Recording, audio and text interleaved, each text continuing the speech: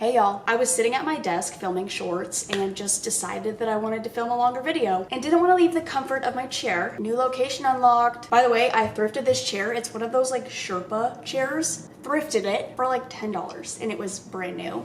You can get anything secondhand, you guys, anything. Anyways, I read a story for a short a couple weeks ago and it made me want to dive into this topic. I'm honestly really nervous but also kind of excited to get into this. This says, ex-cult members of Reddit, what's your story?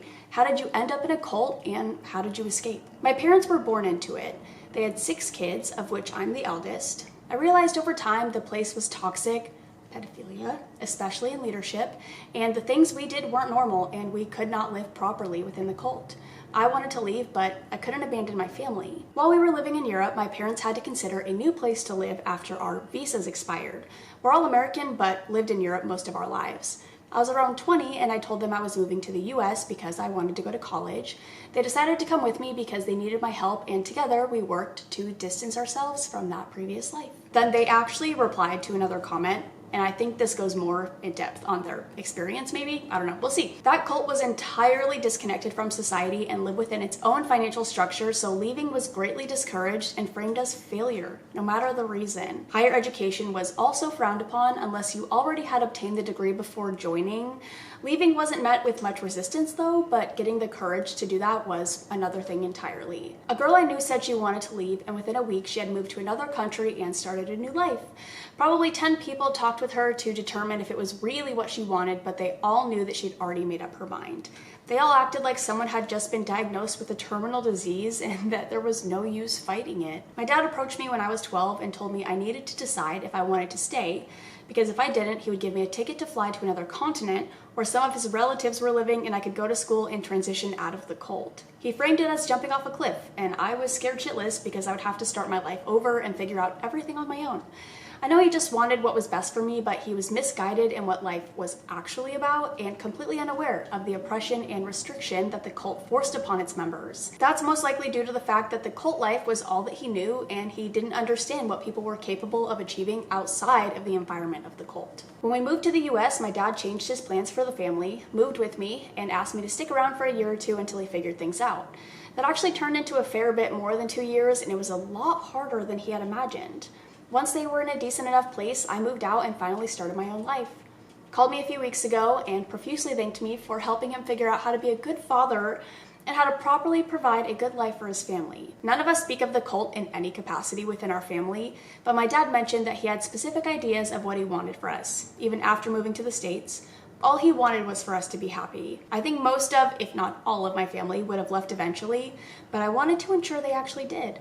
And after doing so, spent the better part of a decade making sure that everybody was settled on the right path for themselves before I was willing to go off and do my own thing. That's truly amazing. It is really sad when you think about it, because if your dad grew up in the cult, he really doesn't know anything else. And I feel like the fact that he was willing to leave with you and try to start anew is incredible, because that's a really scary thing to do when that's the only thing you've ever known, and to have to come to terms with the idea that it's wrong in a sense. Not even in a sense, it's definitely wrong, but you know what I mean. Having to come to terms with the fact that like what you've known your entire life is bad and that there's a whole other way to live your life, that's really scary. So good for you guys, and that's amazing of you to have helped all of them that's crazy. Not me, but my father was part of the Love family that Charles Manson led.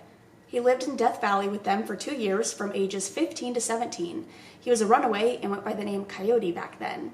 The story I was told is that he finally got out by being physically kidnapped by some friends. He did not want to leave.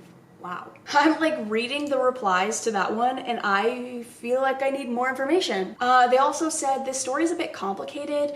I met my dad when I was 11 years old. It was a brief meeting and I haven't seen him since. I'm now 36. He's mentally ill and my mom discouraged our connection from the very beginning. How I know about his situation with Charles Manson is because his friends that kidnapped him are still friends with my mom and told me the story. An even more interesting piece to the puzzle is that I'm moving to the city where he lives for a new job. I'm gonna try and find him. Wow, holy shit. If you do meet up with your dad, I feel like we need to hear his stories. I don't know, can he come on here and tell us? I was born into it. My mother got my father married within a month of meeting her, had me 10 months later. 5 more kids back to back. She was a master manipulator, a leader in her church, and took everything to heart. She and her group were very pro-corporal punishment, and I did not have a happy childhood. She broke 3 wooden cutting boards on me, threw me through a wall, and locked up the food. The wall occurred during one of her meetings where there were 50 plus women in the fucking barn, in her fucking barn. They all just laughed about how I had pigged out. It was Christmas and somebody had given me a donut while I coughed up blood. I got out when she beat my baby brother so bad he went into a coma for a week and she was investigated. What the fuck? Oh my God, I'm so sorry. Holy fuck, that's awful. I am so sorry. I was never in a cult, but a close family friend was. This is the early 80s in the US. My Polish parents just immigrated over and my mother was a house sitter for a very wealthy family.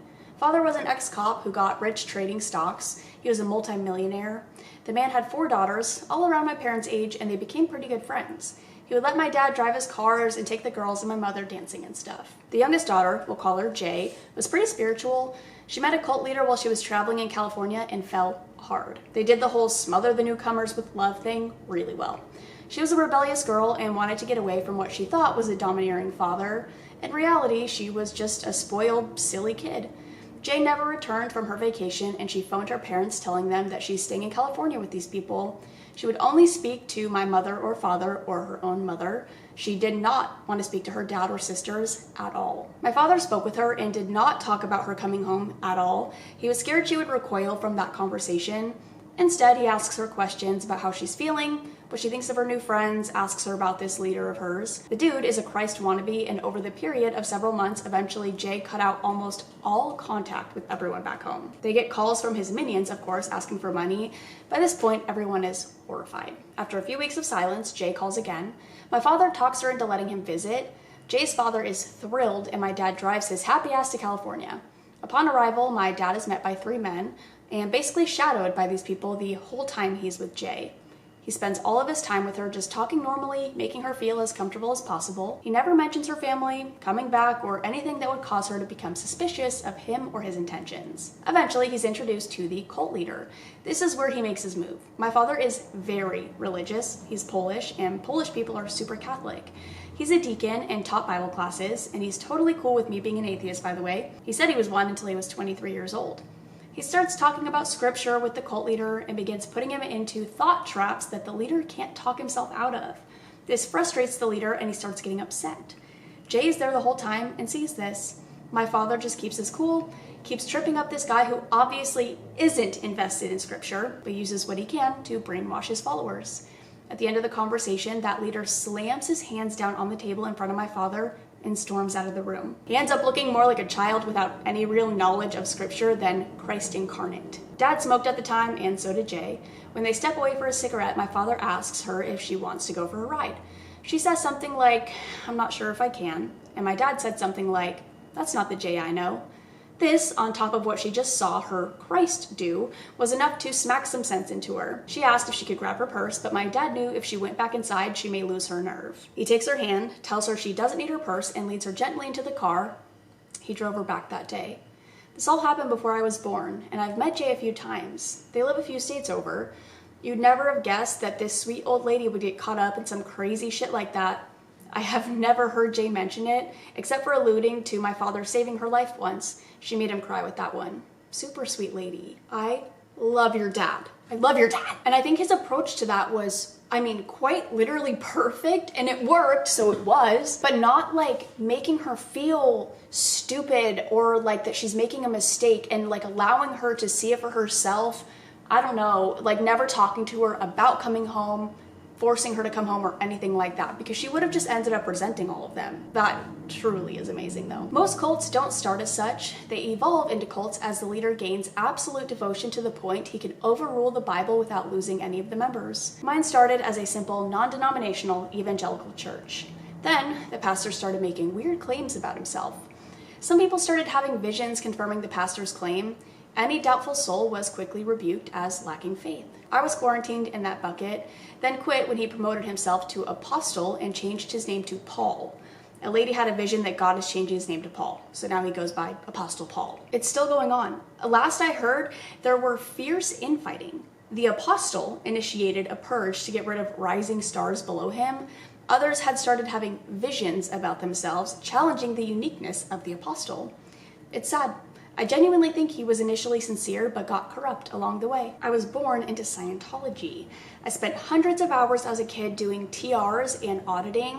I'm not sure what TRs is. My parents spent tens of thousands of dollars on the church, most of it as donations rather than actual services. I guess I haven't completely escaped it.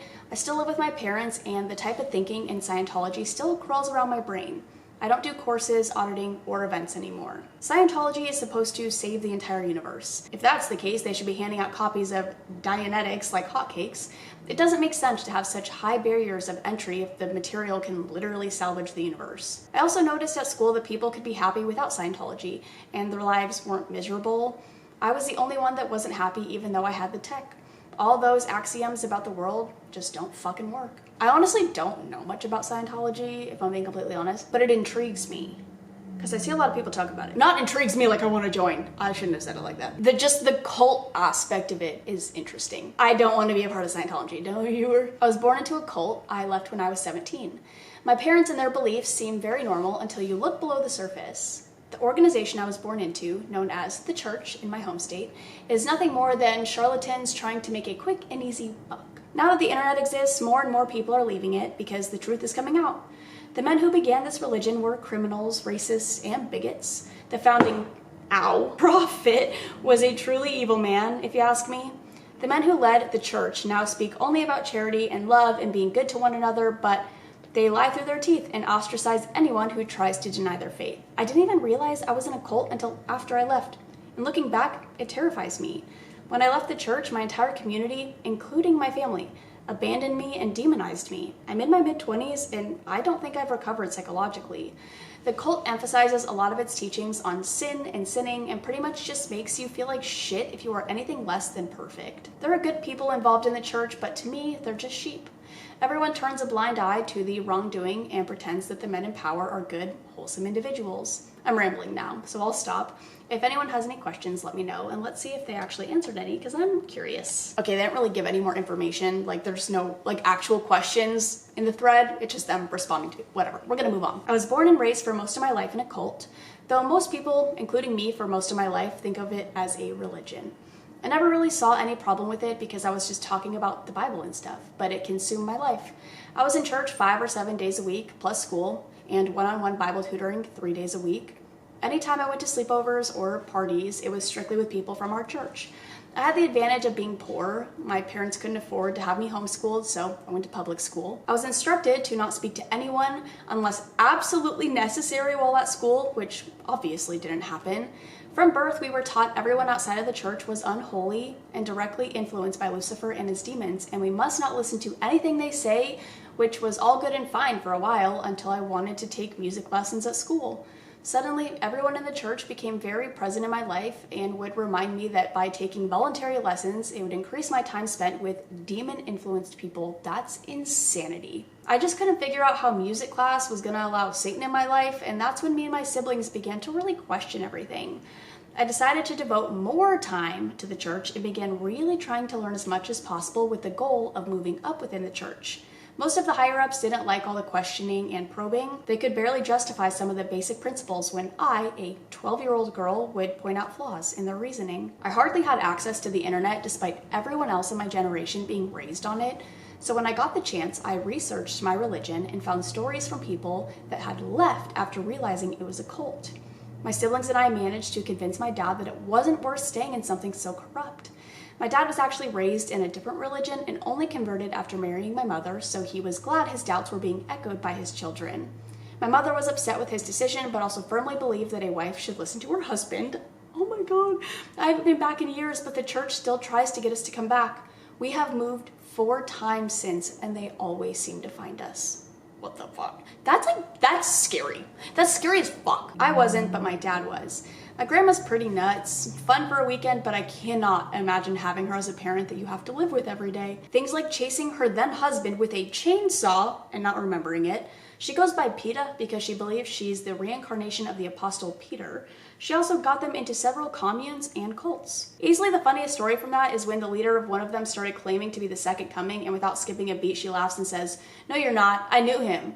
They were immediately kicked out. Can you imagine getting kicked out of a cult? How insane you have to be. Oh my god. I mean, this goes on and on and on, you guys. This is actually insane, and I will probably end up doing another video on this because there's a lot of really long ones in here, but I've already been recording for a while. But I think I'm gonna end it here. That's all I have for now. I hope you guys enjoyed. If you guys, I guess, have any scary, weird cult stories that you want to share with me or the community, I'll have my subreddit link down below. I'm like, I just want to sit here and read all of these, like, non-stop. You guys, there's hundreds, thousands, millions, I don't know, probably thousands. This is honestly, like, so fascinating to me. It's crazy. It's just so insane to me that somebody could be born into that life and know literally nothing else.